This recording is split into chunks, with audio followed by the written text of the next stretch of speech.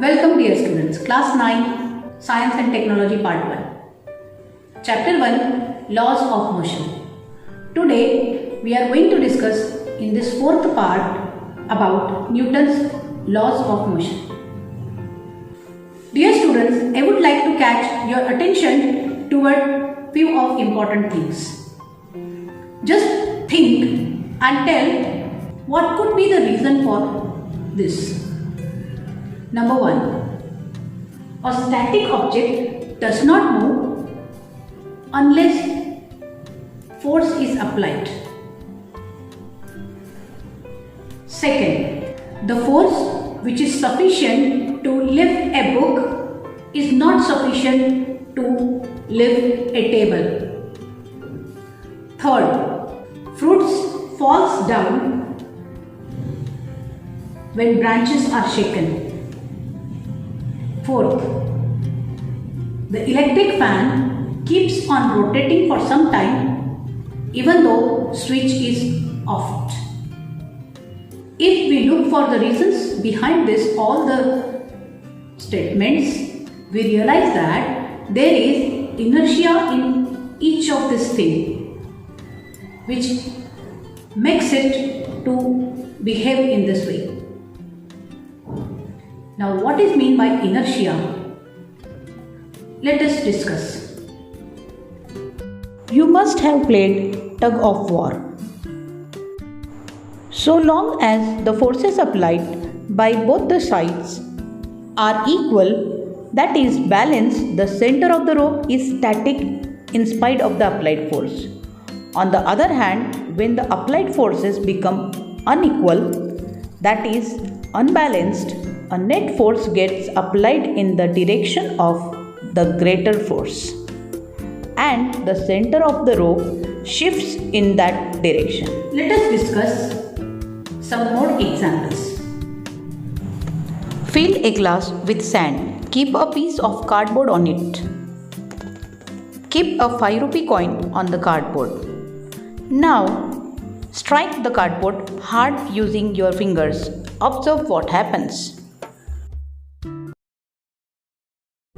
From these examples, we state Newton's first law of motion as an object continues to remain in rest or in state of uniform motion along a straight line until and unless some external unbalanced force is applied on it. So dear friends, when any object is at rest, it does not mean that there is no force acting on it. Actually, there are number of forces acting simultaneously on it, and at that time, each of that force is cancelling to the other one. Therefore, the object seems to be in the rest.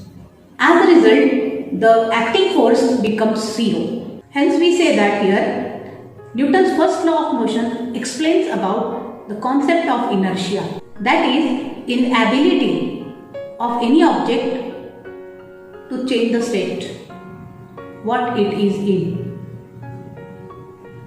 In other words, we say an object does not change its state of rest or state of motion. Let us answer some more questions here.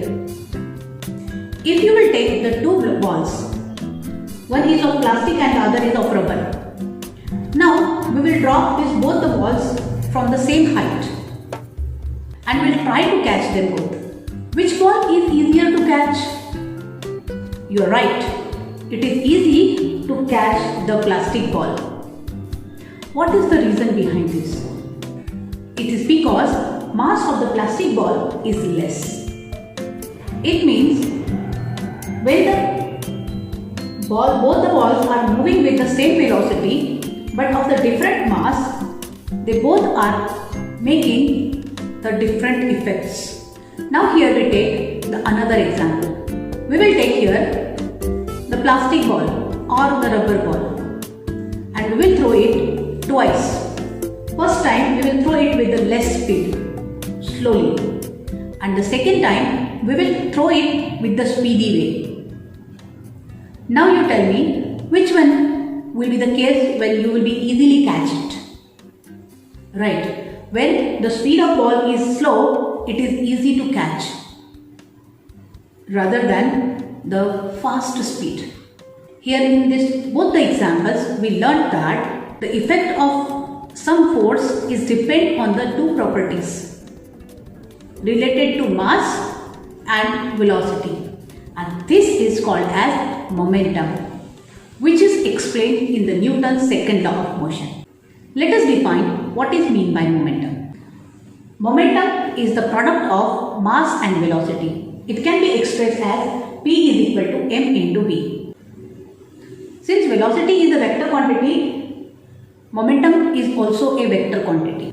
The SI unit of momentum is kilogram into meter per second, while that of the CGS unit is gram into centimeter per second.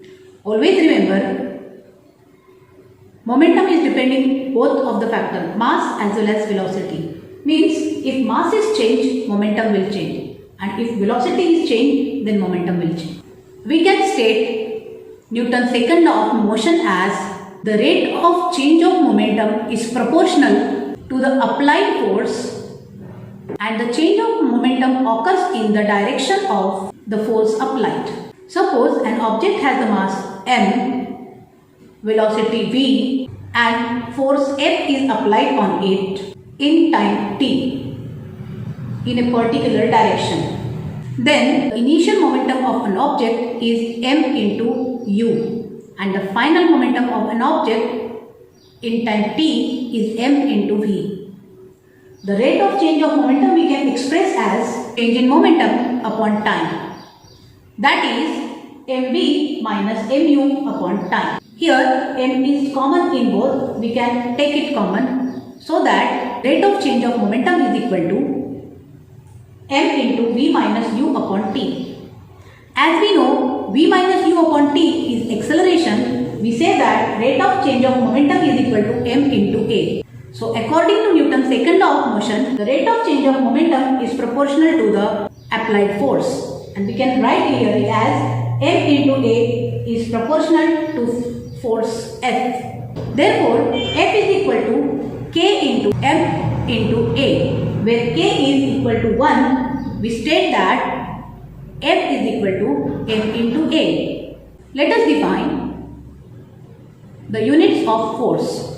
SI unit of force is Newton, while that of CGS unit of force is dyne.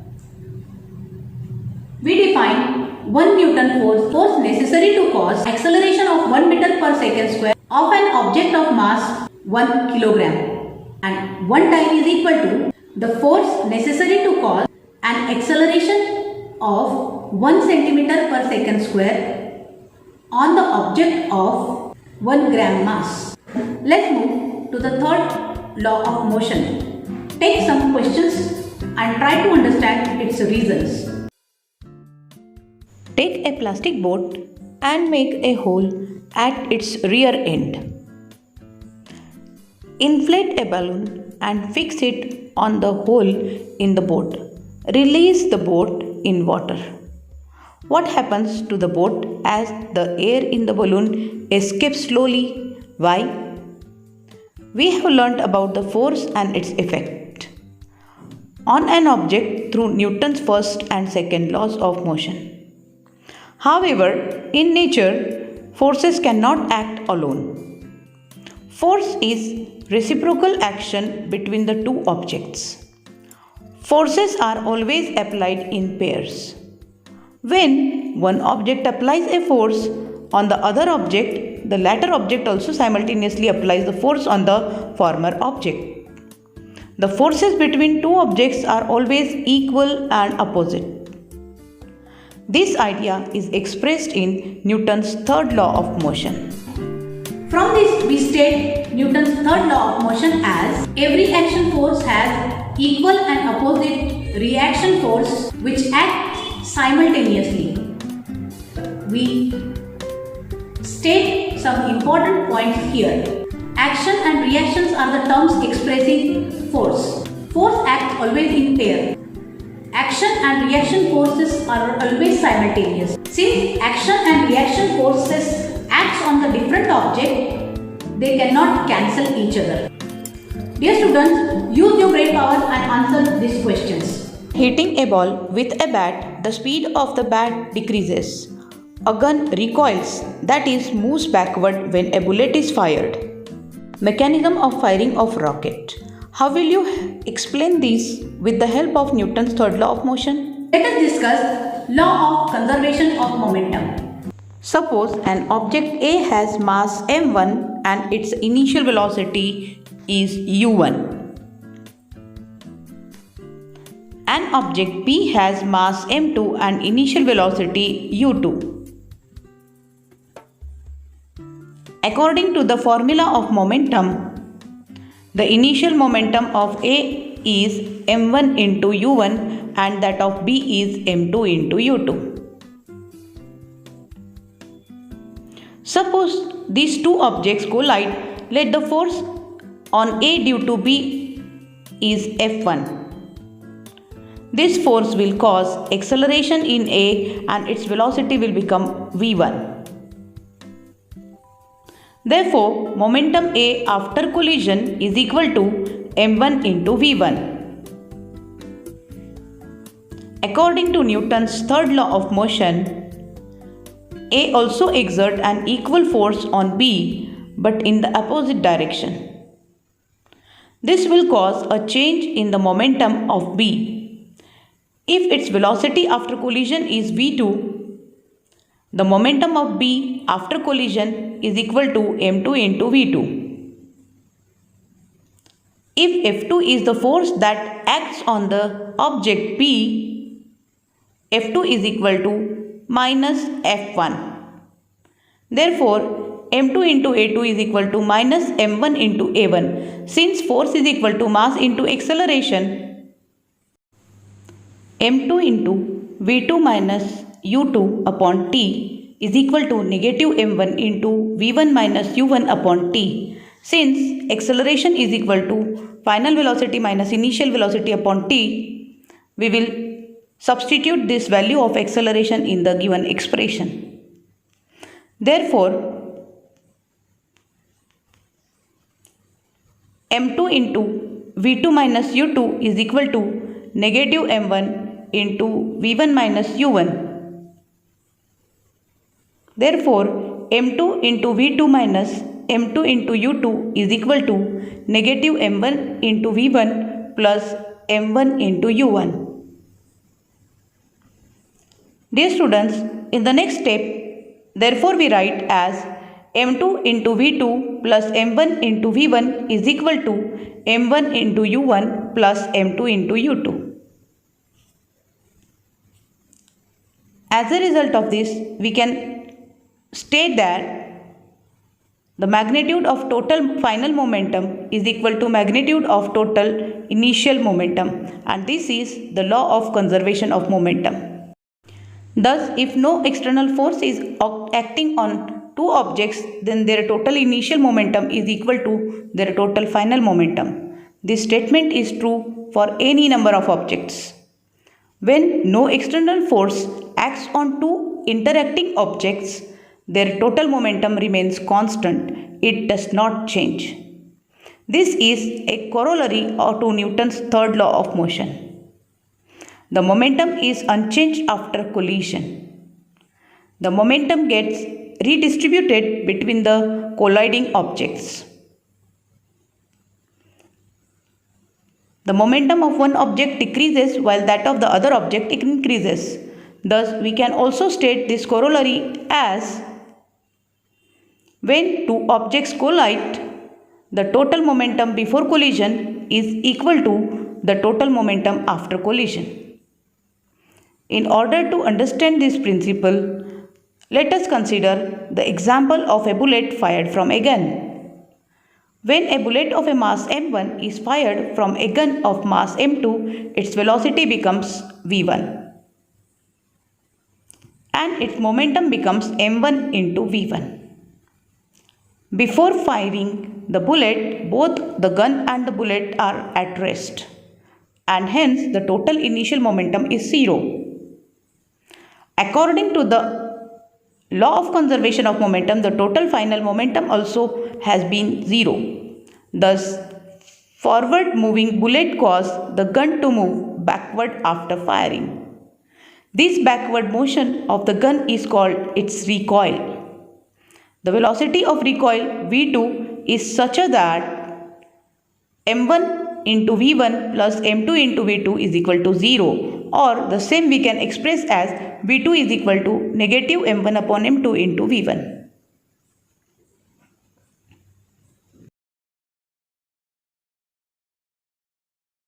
Dear students, as the mass of the gun is much higher than that of the mass of the bullet, the velocity of the gun is much smaller than the velocity of the bullet. The magnitude of the momentum of the bullet and that of the gun are equal, and their directions are opposite. Thus, the total momentum is constant. The total momentum is also constant during the launch of a rocket. Dear students, here we complete chapter 1 Laws of Motion. Go through the text, read it, solve all the solved examples in the text and complete the exercise 1 from the text. Note all the question answers and study well. Thank you.